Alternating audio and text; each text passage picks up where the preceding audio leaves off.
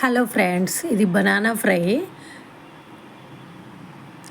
Banana తీసుకుని పైన తొక్క తీసేసి ఇలా కట్ చేసుకోవాలి. హాఫ్ కట్ చేసుకుని ఇలా స్లైసెస్ లాగా కట్ చేసుకుని వాటర్లో వేసుకోవాలి. వాటర్లోనే పెట్టుకోవాలి, లేకపోతే బ్లాక్ అయిపోతాయి. బనానాస్ కట్ చేసేటప్పుడు చేతికి ఆయిల్ పూసుకోండి, లేకపోతే చేతులు బ్లాక్ అవుతాయి. ఒక బౌల్ తీసుకుని సాల్ట్, కారము, గరం మసాలా, శనగపిండి, బియ్యం పిండి వేసి కలుపుకోవాలి. ఫస్ట్ బాగా కలుపుకోవాలి. కలిపాక ఈ బనానాస్ వేసేసి కోట్ చేసేసి పక్కన పెట్టేసుకోవాలి. ఇలాగే ఇవి ఒక 10-15 మినిట్స్ వదిలేసేయాలి. ప్యాన్ పెట్టుకుని ఆయిల్ వేసుకుని ఆయిల్ హీట్ అయ్యాక ఈ పీసెస్ పెట్టేసుకోవాలి ఆయిల్లో. ఆయిల్ ఇలా ఈవెన్గా స్ప్రెడ్ చేస్తున్నాను. ఒక ప్యాన్ సరిపోదేమో అని పక్కన ఇంకో ప్యాన్ కూడా పెట్టుకున్నాను. 2 బనానాస్ తీసుకున్నాను నేను. 2 బనానాస్కి ఇన్ని పీసెస్ వచ్చాయి. బనానాస్ అంటున్నాను, బనానాస్ కాదు, అరటికాయలండి.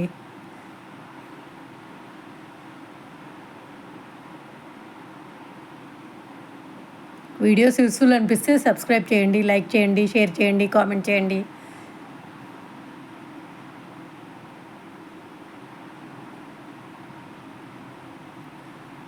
ఇంకా ఆయిల్ పడుతుంది అనిపిస్తే పైన కూడా కొద్దిగా ఆయిల్ వేసుకోండి.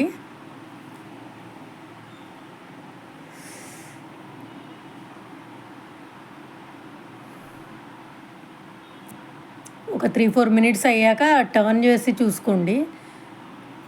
మీరు దేంతోనైనా టర్న్ చేసుకోండి, చపాతీ కాల్చే దాంతో అయినా కానీ, స్పూన్తో అయినా కానీ, మీకు దేంతో టర్న్ చేసేకి వస్తుంది అనిపిస్తే దాంతో టర్న్ చేసుకోండి.